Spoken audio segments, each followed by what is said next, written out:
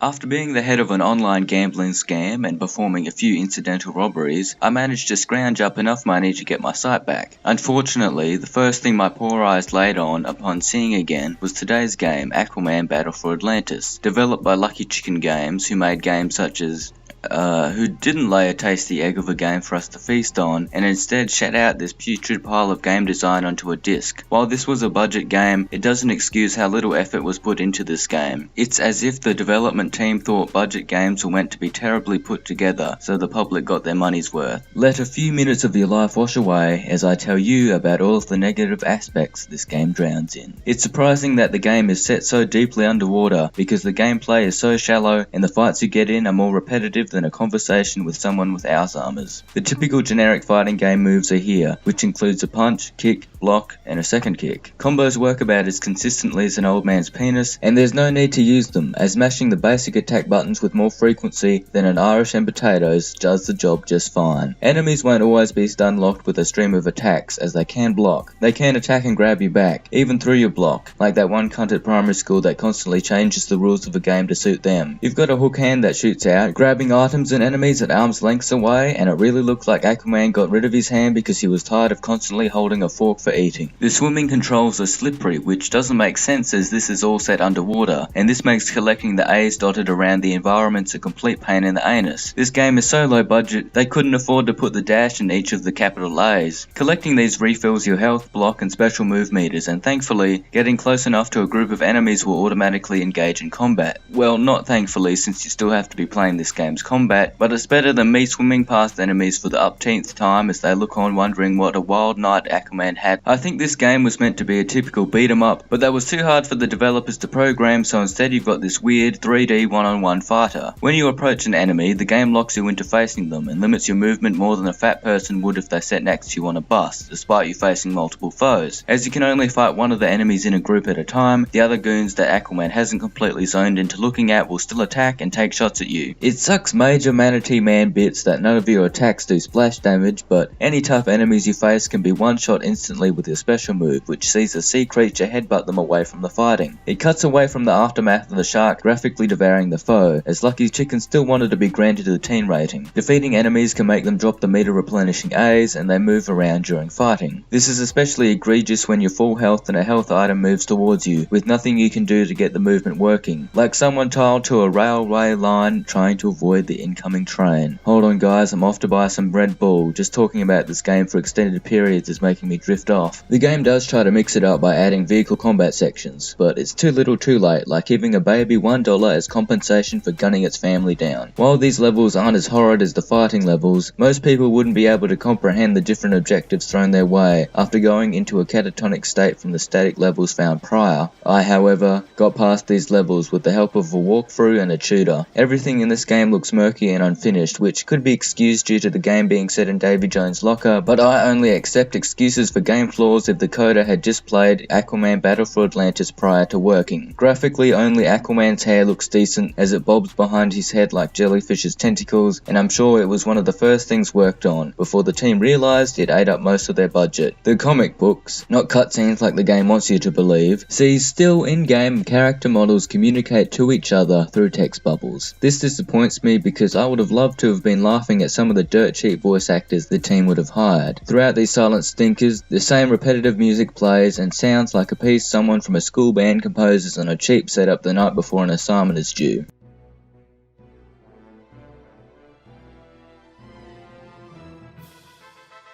The actual story is as boring and unimportant as the rest of the game, leaving you so bored during these slow-moving stills, you play a game to see how many words spill out of the text boxes. Okay, if you want to know, I will let you be privy of what happens. Basically, the first few levels see Aquaman defend Atlantis from Black Manta's attacks because segregation is still prominent underwater and Black Manta just wants fair rights. One of the levels during the Black Manta attack sees Aquaman remove bombs that have been planted around the city, and throwing the bomb at a building makes it explode, but doesn't fail the level. I think Black Manta's henchmen are as incompetent as the game developers, as they couldn't even add enough explosives in the bombs to so much as put a dent in the building. Hold up, I'm falling asleep again. I'm off to steal some adrenaline to keep me up. After defeating Black Manta, lava trolls, who look like a Latina woman's fingers, start attacking Atlantis due to a stolen submarine crashing into where they live. Since they had nothing better to do, they decided slaughtering all of Atlantis' population and elongating this game was a better use of their time. When you get back to Atlantis, you find the lava trolls moved off by the Ocean Master, who bribed them to leave with some flaming hot Cheetos. It turns out Ocean Master manipulated Black Manta and the lava trolls to attack Atlantis so he could be the one to save the day and take over the reign as king from Aquaman. I suppose he hadn't thought the plan through too much, since manipulating these villains to attack Atlantis would mean the destruction of the place he sees fit to rule, if no intervention from Aquaman had occurred. Maybe he goes by the mentality, if I can't have it, nobody can. When suffering defeat from Aquaman in the form of a boss battle, Ocean Master escapes and Aquaman, remembering there was a sea dragon he repelled a few levels ago, uses it to eat him. After this, a captivating scene in the throne room commences, where it turns out the minions that were under Ocean Master's control will now live in Atlantis, where they could be sleeper agents for when he returns, like the game keeps implying. It also turns out this guy faked an injury like any good football player just to smash this broad, and everyone acts so nonchalantly about this selfish prick potentially risking the safety of Atlantis for a bone. After completing the story, you unlock Black Manta and Ocean Master as playable characters for the next time you play through the game. I can't be asked to do that, but I'm wondering if the minions of each respective villain would be confused as to why their boss is suddenly attacking them.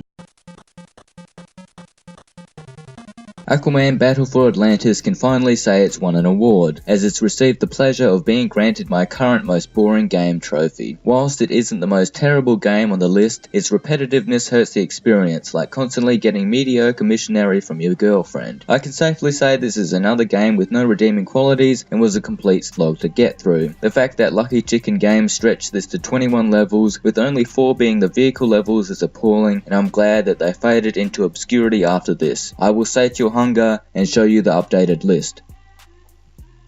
I'm off to drown my sorrows, but first I may need to jumpstart my heart with electric wires. I'm almost in a coma here.